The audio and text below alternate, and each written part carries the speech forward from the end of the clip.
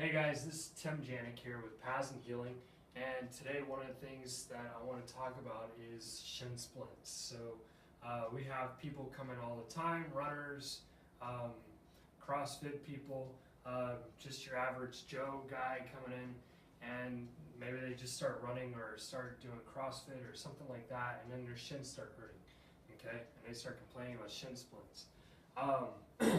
Really, it's a very simple fix. Before we get into how to treat the shin splints and how to get rid of them, first I want to show you a bit of anatomy. So David, our camera guy, is going to come over here and show you guys a couple pictures here, and we're going to explain what's going on here. So this is the back of the leg, and you can see all this musculature here. You have the flexor digitorum longus that comes down and attaches to the toes, flexor hallucis longus attaches to the big toe.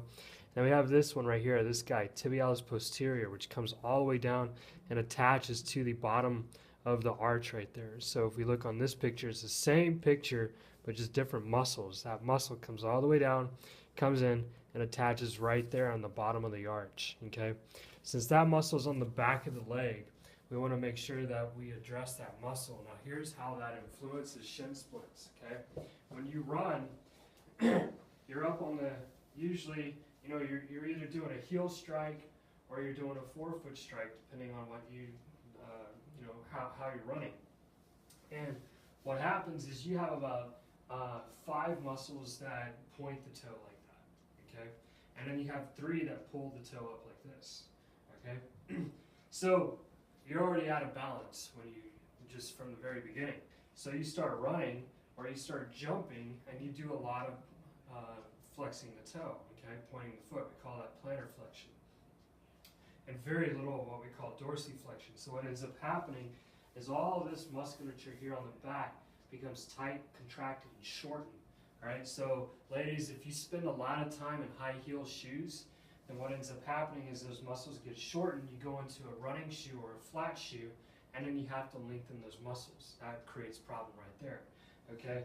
The other thing is that muscle that I just showed you, the posterior tibialis, comes down under on the inside of this ankle and attaches right there, so it ends up pulling that foot in, okay? So a couple of weeks ago I had somebody come in and they said that they feel like they're running on the outside of their foot, okay?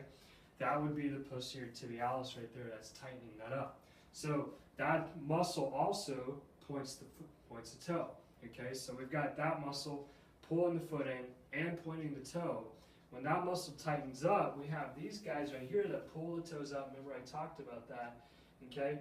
And they also bring the foot out. So we have opposition of pulling the foot up, bringing the foot out like that, okay? Compared to pulling the foot in and flexing the foot, okay? So when that happens, when these guys right in here become tight, okay, and your plantar flexors become tight, then what ends up happening is you get a lot of tightness, a lot of contraction going on here, and then these guys will start yelling at you, okay? Most shin splints, you know, people come in and they say that their pain's right through here.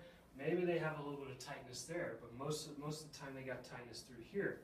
So it becomes real important, and what generally people will do is they'll take a piece of ice and rub it with their ice, or take a lacrosse ball or a foam roller and smash all this out, thinking, oh, I'm going to get rid of my shin splints. They go running in, and their shin splints come right back.